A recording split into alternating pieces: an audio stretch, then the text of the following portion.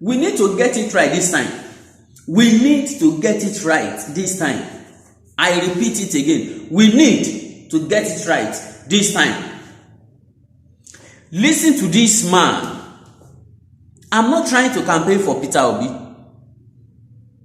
but I want you to listen to this man.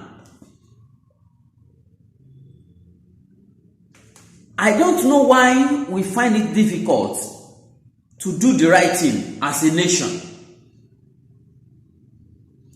Millions of PVC are still in INEC office. People are not collecting it. Why is it so difficult for you? Go and collect your PVC.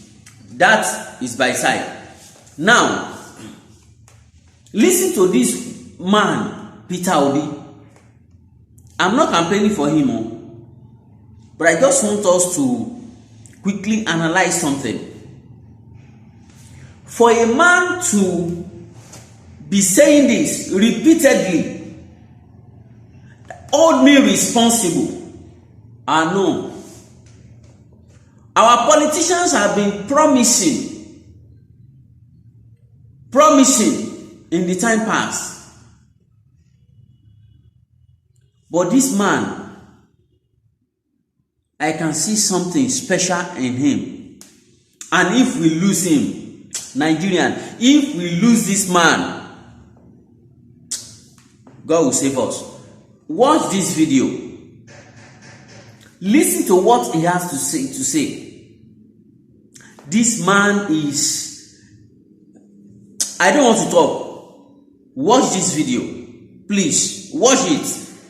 What I comment is first is to appeal to Nigerians.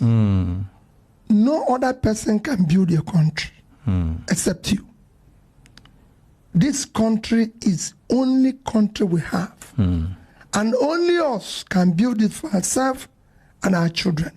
Only us can make the sacrifice that will make it work.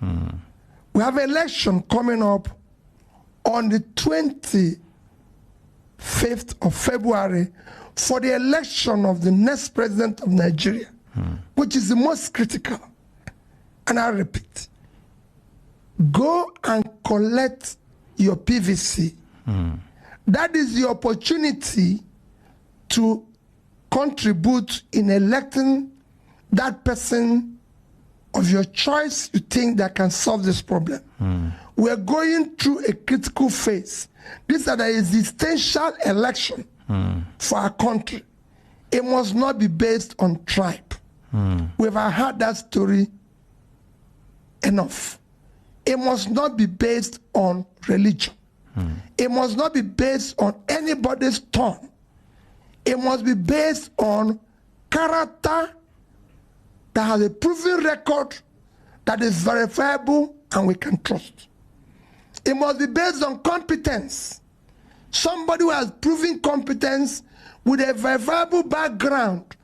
We know his name. We know where he says he's gone to school, where he has been. In my own case, I've said it. My name is Mr. Peter Obi. I went to Christ the King College, Onitsha. I was in University of Nigeria, Nsukka. For trainings, I've been to several other institutions of the world, some of which I'm an alumnus, like Oxford, Cambridge, Kellogg, IMD, Lagos Business School. Some I wasn't an alumnus, but I passed through there, like London School of Economics, Harvard, Columbia, Edo. So I've passed through there. And you can go and verify by this. I'm a trader. I've lived in the UK. I was doing a business in the UK. I have a company. As at the time I left the UK, I have the highest credit rating any UK person can.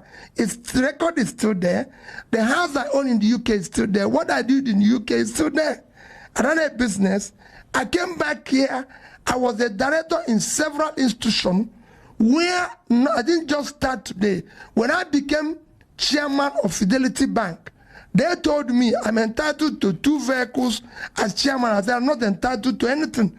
I want to come here and do board meeting and go. And yet you can verify. So I want people with character and competence. We want somebody who has commitment. Above all, we want people with compassion. Because we have leaders here who don't have compassion. We have the streets, we have flood, we're carrying people's home, and we are not showing concern.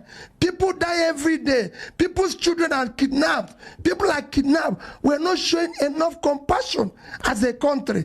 I've worked globally where there's trouble. I've gone to so many places where there's trouble. As a serving governor of my state, I went to President Jonathan and said, I want to go to Haiti. He asked me why. I said, I'm going because they have an earthquake that consumed school children. One school with over 1,000 schools went under with all the children. I said, I'm going there to help them rebuild. He said, Peter, I said, that's what I've done all my life. I've been to all the troubled parts of the world. As I speak to you, Mr. President, I've withdrawn my son from school. We want to go and help. And we went. That's how I knew that Nigerian police actually have an exchange program with Haiti.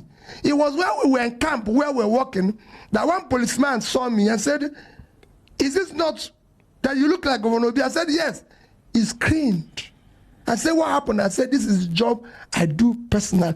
Wherever there have been problems, like flooding, like everything, that was why I spent my Christmas in IDP camp, my New Year in IDP camp. We want to see Nigerians who are in IDP camp go home. They don't have to be there. If they are there, all of us are there. So we want people with compassion. This country must change. A new Nigeria is possible, and I want people to hold me responsible. When I say I'm going to be commander-in-chief, I'm going to be commander-in-chief. We must change the country for our children. We must make their sacrifices. If it means us dying for them to live a better life, let's do it.